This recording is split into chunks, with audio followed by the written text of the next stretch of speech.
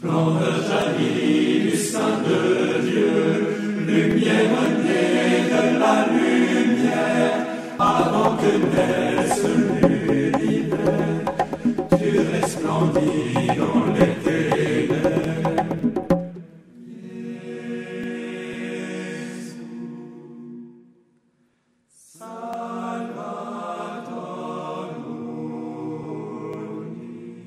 Bonjour. Cherchez le Christ, trouvez le Christ, aimez le Christ.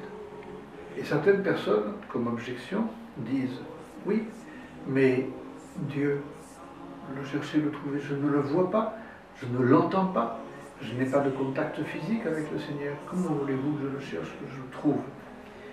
Bien, je voudrais vous parler aujourd'hui de différentes manifestations de la présence de Dieu, parce que Dieu est présent. Mais le problème, si on peut l'expliquer ainsi, c'est que Dieu est présent de manière très discrète. Souvenez-vous, dans l'Ancien Testament, de ce passage où le prophète Élie est prévenu, Dieu le prévient, je vais passer.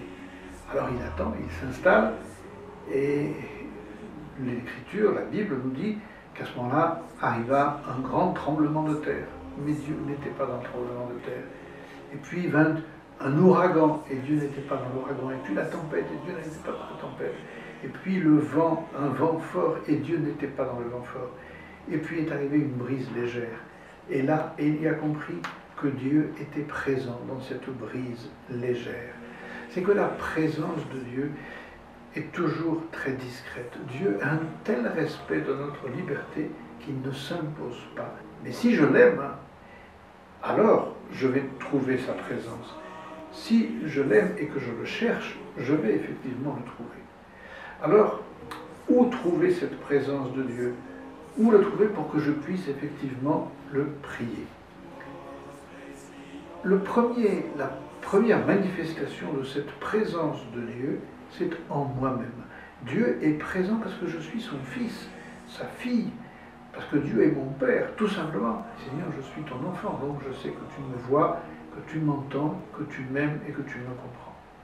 Mais Dieu est présent aussi, il suffit d'ouvrir les yeux, dans la création.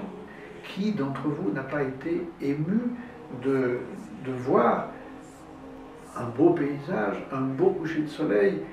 La création est une manifestation de la présence de Dieu. Et c'est à nous d'avoir des antennes filiales, c'est-à-dire de voir ce que Dieu, mon Père, a fait pour moi et ce qu'il me donne. Dieu va être présent aussi, bien entendu, à travers les événements de notre vie. D'abord à travers des événements heureux. Dieu est là. Dieu nous dit, tu vois, je suis à côté de toi. Ce bonheur que je vais t'offrir un jour pour l'éternité, je te le donne déjà un petit peu sur la terre. Oui, mais me direz-vous, il y a aussi dans ma vie des événements malheureux. Il y a la souffrance, par exemple, il y a la maladie, il y a les épreuves.